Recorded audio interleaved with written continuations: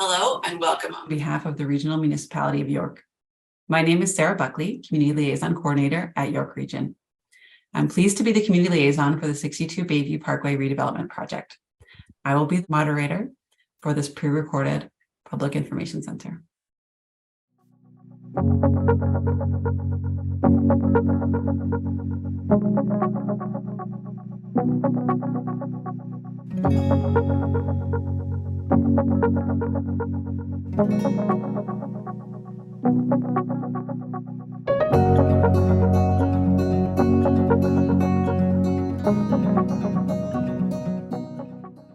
I'd like to begin tonight's presentation with a land acknowledgement.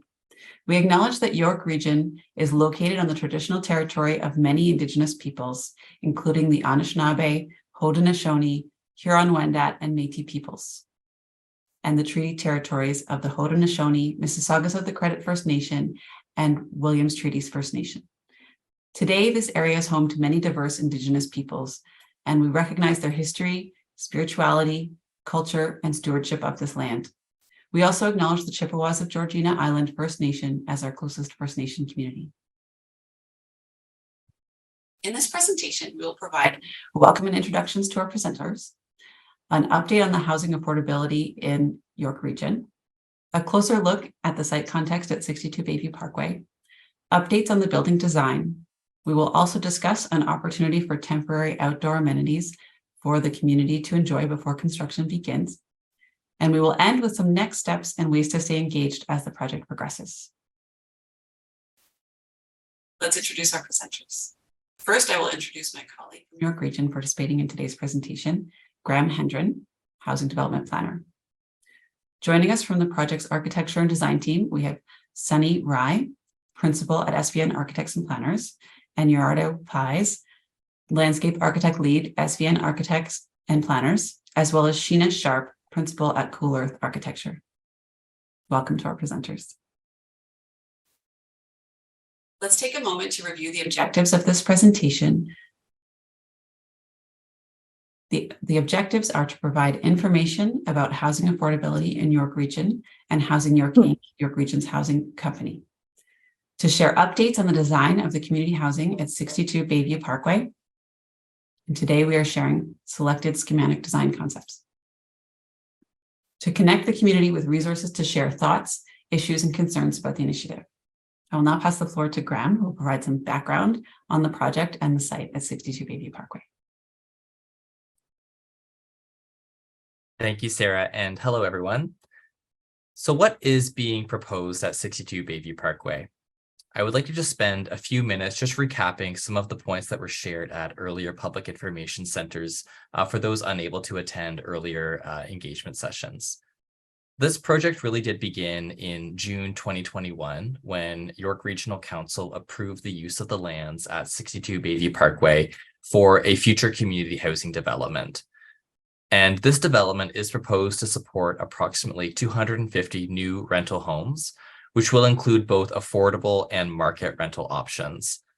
And this development will be supported by a mix of surface and underground parking, as well as both indoor and outdoor amenity spaces for future residents. So this new development will be owned and operated by Housing York Inc., York Region's housing company, which owns and operates 37 different housing sites across York Region. So we are currently in the early stages of the planning approvals for this project, and an official plan and zoning bylaw amendment, as well as a site plan application, will be required to permit the proposed development. So the region has been proactively engaging with the town of Newmarket to discuss the application requirements and supporting studies. And while we have not yet made an application to the town yet for this development, we did want to take this opportunity to come back to the community to share an update before doing so. I would also like to note that funding for the construction of this project has not yet been secured, and that this type of funding from either the federal or provincial funding sources will need to be in place in order for us to move into the construction phase for this project. Additionally, this project will need to secure all planning approvals from the town of Newmarket before we do proceed. However, we did want to be proactive to get the site development ready should those funding opportunities arise in the future. Project timeline. As I mentioned previously, this project really did launch in 2021 when York Regional Council first approved the site for this development. After that, the previous administrative building on that site, which was at once York Region's first headquarters, was demolished. And throughout 2022, the region began several environmental due diligence studies, as well as the beginning of a competitive search for our architecture team. And we're very pleased that this to have SVN and Cool Earth here being the successful proponents of that RFP here today to share with you and to share with you the updates from their team in terms of the design process made to date. So currently in 2023, the region is preparing the planning applications to support this initiative. The schematic design, or the general outline of the building, including its footprint, height, and site circulation matters, are currently underway. And as part of the planning approval process, the town of Newmarket will facilitate public meetings open to the community once our applications are submitted. Later this year, the region is also looking to seek to implement some temporary outdoor amenities for community use on the site, which Sarah will touch on towards the end of this presentation. Detailed design will continue throughout 2024, where the search for a builder will also occur. And pending planning approvals and securing senior level government funding, construction may begin at its earliest in 2025 and may last for approximately 2 years. And we do expect that if those pieces are in place, that we could be welcoming new residents moving in between 2027 to 2028.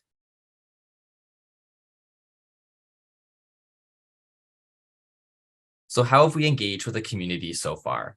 We're very, very fortunate to have Sarah as our community liaison on this project, and community consultation is a critical component for this project in order to address community considerations and to build an inclusive community where everyone has a place to call home. So we've engaged with the Newmarket community and beyond on this project in several ways, these being our 2 previous virtual public information centers, plus our most recent in-person public information center held on June 22nd at the Newmarket Public Library. We've also had a chance to convene with our Community Liaison Committee. This is a small dedicated group of stakeholders, community members, business owners, and nearby neighbors, where we share more details on how to, and we'll be sharing more details on how to apply to our Community Liaison Committee at the end of this presentation, as there are still a few spots available. We've also had the opportunity to present at the Town of Newmarket's Committee of the Whole. And we've also had the chance to do outreach to nearby neighbors, including postcard mailings, site activity notices, and door-to-door visits with those nearby neighbors living directly across the street on Bayview Parkway. It was so lovely seeing neighbors at our in-person PIC, and our hope is that neighbors who were not able to attend last week's information session get the information that they need through this recorded session. So what have we heard from the community to date? Well, we've had some excellent feedback on the project to date, and I'll just summarize some of the key points here. The first being the recognition of the need for affordable housing options. We've heard that from many community members who have attended our information centers in the past. We've also heard some questions about the distance between this development and nearby neighbors living directly across the street from the site at 62 Bayview Parkway. We've heard concerns from the community about potential increase in traffic along Bayview Parkway and surrounding streets, including the right-in, right-out access at Davis Drive. And we've also heard questions and considerations about the shadow and wind impacts on the development, as well as the impact on surrounding natural areas and how to protect existing forested areas. And lastly, we've also heard questions about how this development will increase demand on nearby community services, including transit and health services as well. So we're pleased to come back to the community today, and we will be addressing some of these questions now that the design has progressed. So just before we begin to share an update on the development's design direction, we did want to take some time there just to begin with some context about the importance of this project and the need for an affordable housing site. And we did want to begin with a quick review of housing affordability in York Region. At our last virtual public information center, we shared some details from the region's 2020 update on its housing and homelessness plan. And today we're here to share the latest update from 2021. So where does market rental housing stand in York Region in 2021? York Region is a really fantastic place to live, and it's one of the fastest growing municipalities in Ontario. However, there are challenges concerning the types of housing options that are available to our residents. And York Region has a very limited rental housing supply and extremely low vacancy rates. In fact, York Region has one of the lowest proportions of rental housing in the Greater Toronto and Hamilton area at just 14%. So when we're looking at vacancy rate amongst our rental housing options, I would like to begin with some context that as a benchmark used to indicate a healthy vacancy rate, we typically look for a rate at about 3%. However, in York Region, the vacancy rates are at about 1.8% for all purpose-built rentals. And when we consider all rental housing types together, this includes the secondary rental market as well, such as condominiums or apartments that are owned and then rented out. This vacancy rate drops to just 0.5%. And since 2019, this vacancy rate has not experienced any substantial increase and remains very, very low. In terms of our costs, the average rental costs are approximately $1,442 for a purpose-built rental. However, this figure jumps substantially when we're looking at rentals amongst the condominium market, which is taking up an increasingly large share of York Region's rental housing stock, where we're seeing rents exceeding the $2,200 mark there. So in 2021, just to add some context there in terms of the affordability of these rents, the maximum affordable rent for a household on an income of $70,000 or a middle income household is just over $1,773, which means that more and more households are struggling to find rental housing that's affordable to them, especially when considering how few options there are available in the market.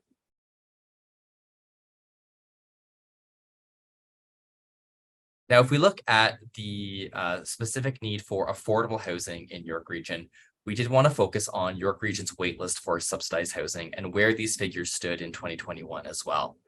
So York Region maintains a centralized waitlist for subsidized housing. And as of 2021, there were over 15,600 households on the waitlist, representing a small decrease of approximately 133 households since 2020. However, the average wait times for subsidized housing remains very, very long. For seniors, the average wait time is 9 years. For non-senior single adults, it is 7.5 years. And for families, it is approaching nearly 10 years for housing. So rapid solutions are needed now to increase the supply of affordable and rental housing to support more households on York Region's waitlist for affordable housing, as well as to begin introducing more market rental options as well, which will provide more housing options for our entire community. York Regional Council recognizes the need to address this issue, and one of the ways to practically implement this is through the development of new community housing like 62 Bayview Parkway, which will help contribute to building a complete community where everyone has a place to call home. With this context in mind, we would like to turn to the site itself at 62 Bayview Parkway and discuss its context within the community and also some conditions interior to the site as well.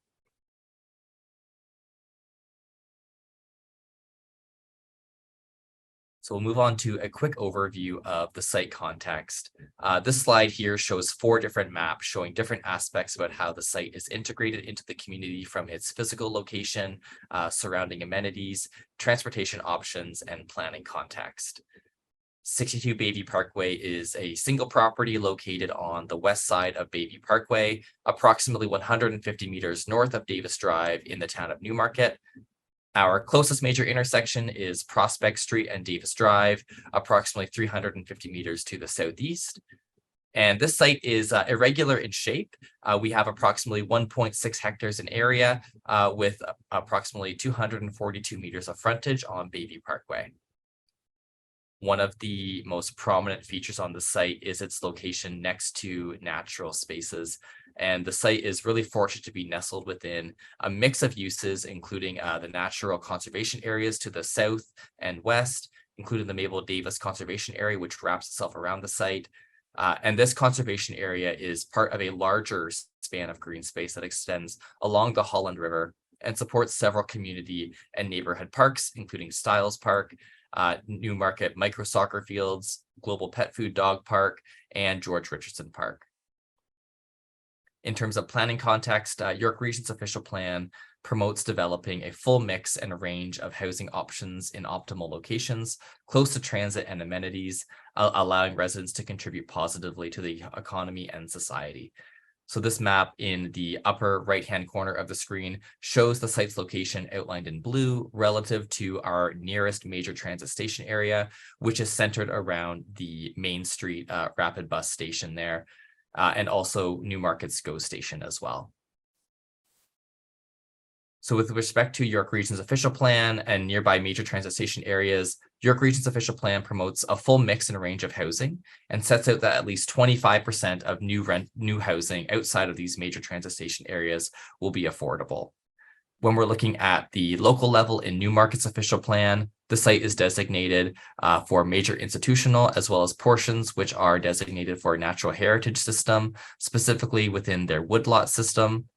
And then when we're looking at zoning there, the site is currently zoned under the town of Newmarket's zoning bylaw 2010-40 for major institutional uses.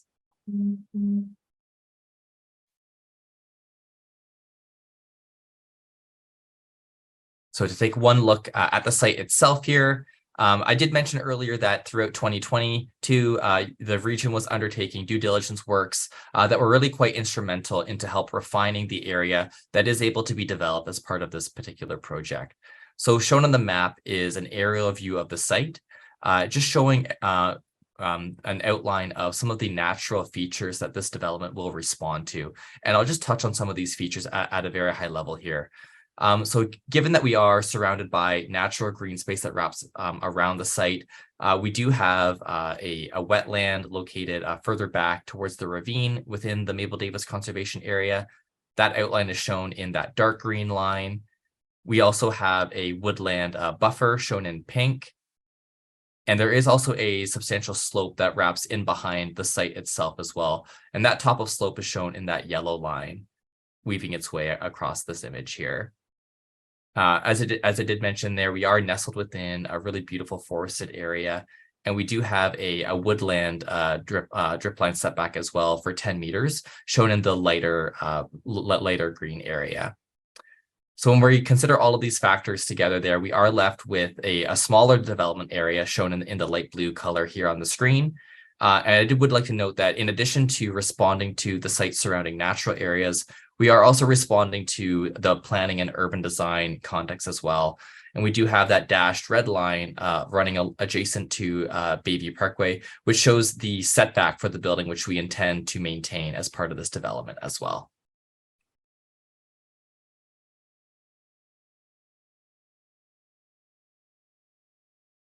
So with that, I will now pass the floor over to the SVN team, who will provide an update on how the building's design and design direction has changed over time, and to share an update on the schematic design status. So I believe, Sunny, over to you now.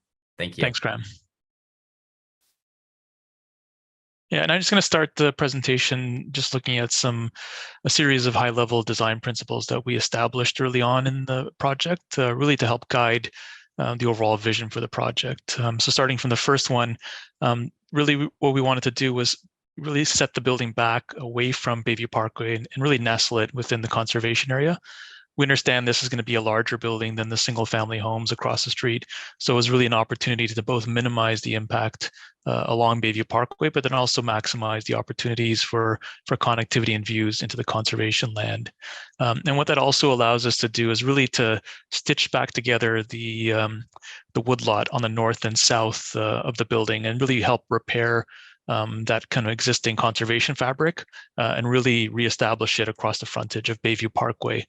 This helps reduce the existing asphalt that's currently on the site, but it also helps as acting as a screen or a buffer between the new proposed building and the homes across the street on Bayview Parkway.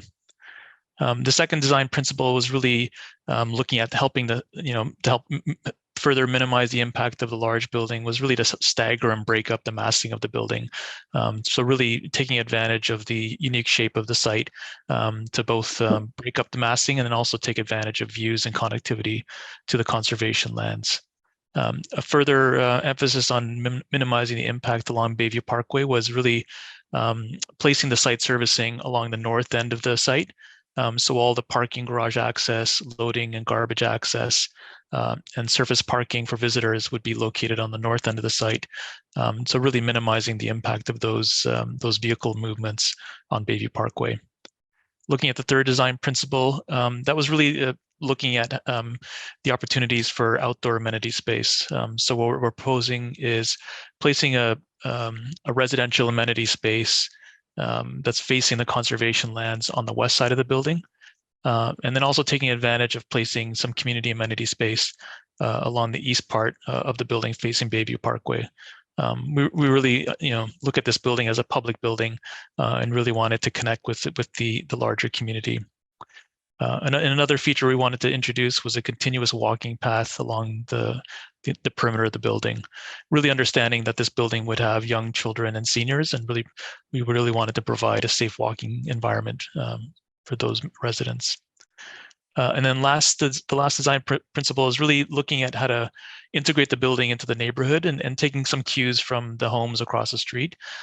So understanding that, the single family homes have front doors and lawns, and we really wanted to introduce some of that, some of those grade related uses in the new proposed building.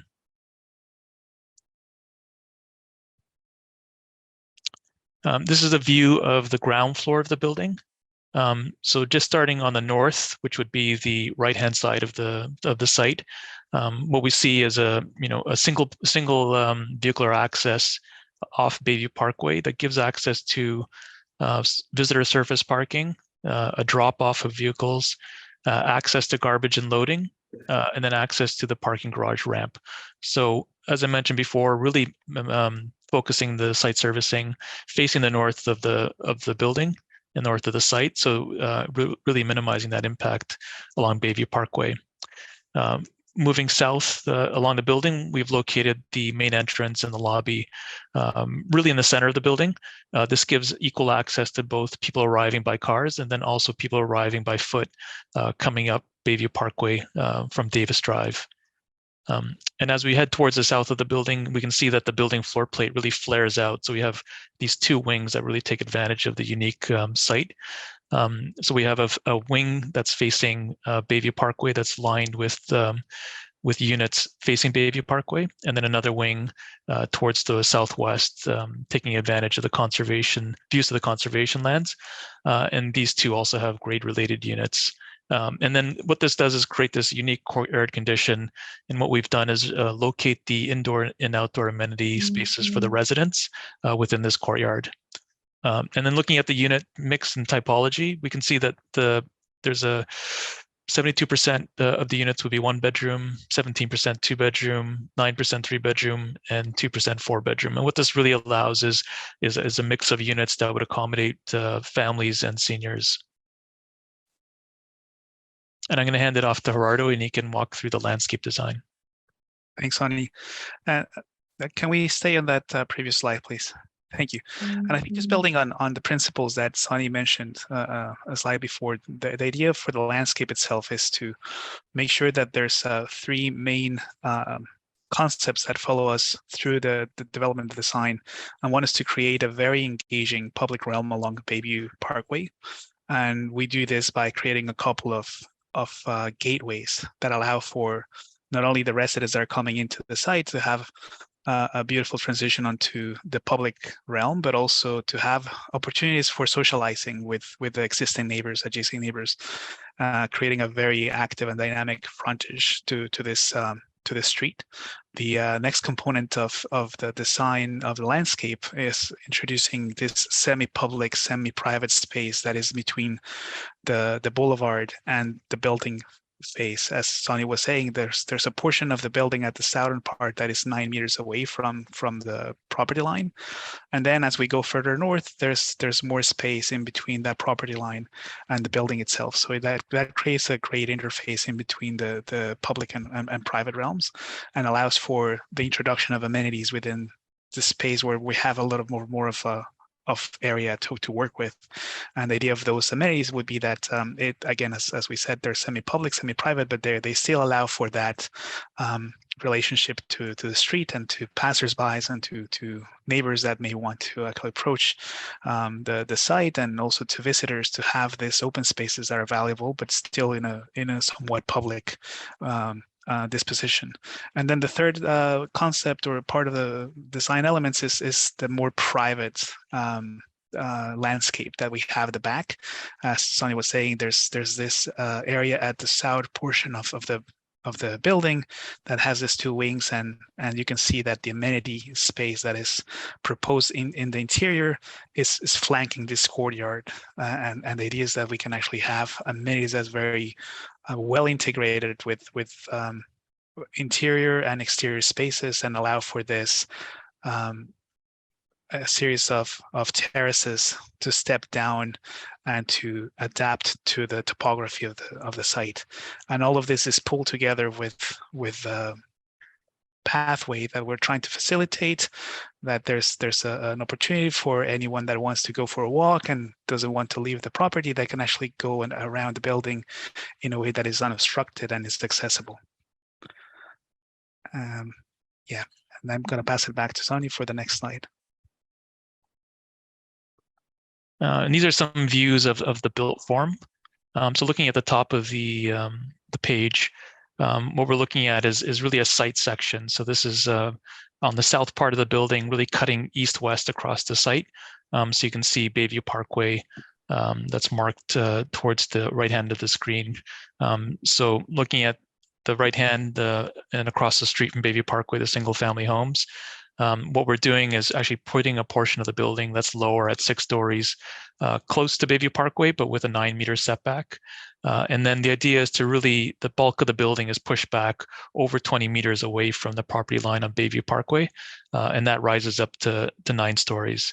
So really trying to maximize the site by putting the majority of the density away from Bayview Parkway and really connecting it to the conservation lands and taking advantage of those great views over the conservation lands. And then looking at the bottom of the screen, we're seeing 2 views. The one to the left is looking along Bayview Parkway at the built form and massing. So you can see the taller portion of the building at 9 stories pushed away from the street. And then there's a shorter 6-story portion that comes towards Bayview Parkway. But again, that's set back 9 meters from the property line. And the view on the right-hand side, the bottom right, is a view looking north into that courtyard space. From the conservation lands at the south. So really looking at the taller part of the building, really forced away from the street with a smaller 6-story portion towards Bayview Parkway, and then creating this courtyard that really accommodates the indoor and outdoor amenity. And we go to the next slide and I'll hand it off to Gerardo. Yeah, so you can see a little bit of the zoom in of the previous view, and we can elaborate a little bit on the landscape. And the idea is that, as Sonny was saying, with the massing that has been created with a 9-story transition into 6-story, you can understand that for someone that is passing by along the boulevard, the presence of the landscape and the tree canopy is going to be more present than the 6-story building. That the idea is that we actually have a beautiful transition from an urban design point of view to something that is more that has a better relationship between the top of that 6-story building and then the canopy, that you can start to think that part of the building is disappearing and everything is supported with this beautiful landscape at the bottom. The idea that we have putting forward is that we can create a variety of plantings that are well thought from a regenerative point of view, where we can have pollinators and stormwater gardens that can use the natural inputs of the site to actually make sure that we can create a more complex biodiversity in the future. So all of this is part of the support of this public realm, and you can see a little bit of the cues as to where you can actually go into these spaces with a very well-defined edge on the planters, and that's what we're going to be carrying through the detail design. The next slide is a view from the back. As Sonny was saying, and the whole idea with this is where we're looking into making sure that we can be very thoughtful and conscious about the topography. It's an amazing site. It's beautiful, and also has a couple of challenges with topography that kind of starts to transition and goes down towards the forest. So we want to make sure that we can understand it very well and integrate the courtyard and allow for that connection to the walkway that can get you along the edge of the building in a way that is accessible, but also in a way that we don't disturb the site. So that's one of the premises of the design. And you can see a hint in this elevated boardwalk that kind of goes around that edge of the building on the nearest side of the building that you can see in this view. Yeah, and I'm just looking at the shadow analysis that we did for the building. So this is looking at on March 21st, so on the equinox, and it looks at the shadow impact from 9 a.m. To 6 p.m. And as you can see from these diagrams, really there's a minimal impact on the single-family homes across the street on Bayview Parkway. We're really impacting them after 5 p.m. So really by 6 o'clock, there's shadow on those properties, and understanding that this being the equinox sunset would be roughly at 7 p.m. And we go to the next slide. And this is showing the September 21st, so the autumn equinox. And again, the shadow impact from 9 a.m. to 6 p.m. And really looking at the minimal impact on any adjacent properties.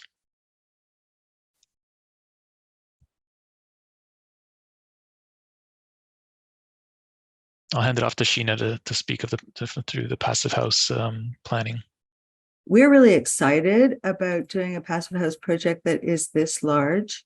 Passive house certification is one of the highest energy standards that you can meet. And there are very few as of yet in Ontario, although a lot of them are planned.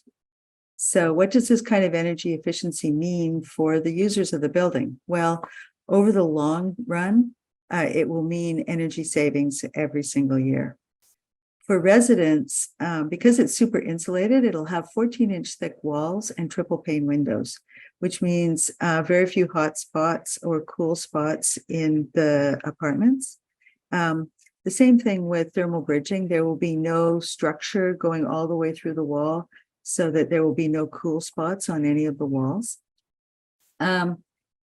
It will also mean that the building will be airtight, so there will be no drafts. But at the same time, there will be lots of fresh air, because what we do is we put in an energy recovery ventilator.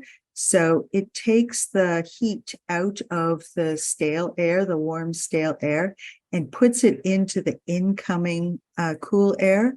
So even if it's 30 below outside, a lot of the heating of the fresh air will take place by this method, and then you just have to bump it up a bit, again, saving energy. One of the other really important aspects of this is resiliency. So a lot of people think, what happens if the electricity goes out? Electricity is used both in gas buildings and in electric buildings.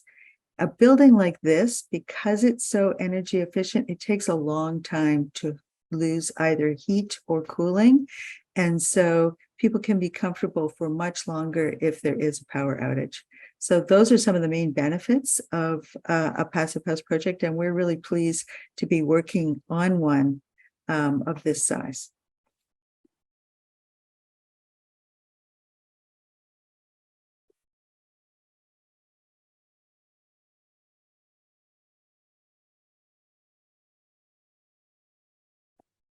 Thank you, Sheena.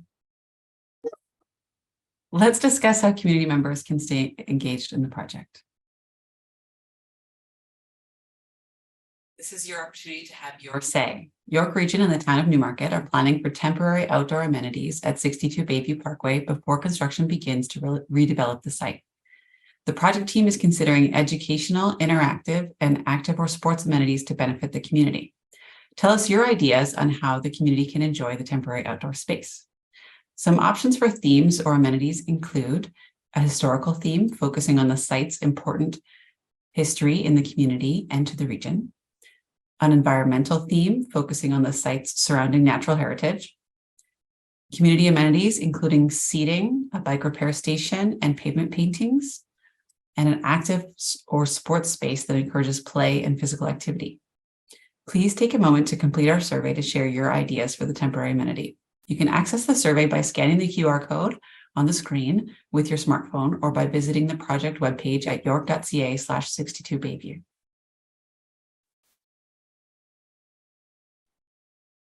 Throughout the rest of the year, the region will monitor the interim use survey. A survey link will be circulated to those subscribed to the East newsletter updates. A link is also available on the project webpage.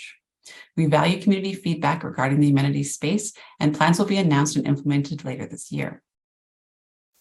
Throughout summer 2023, schematic design will be refined and planning applications will be submitted to the town.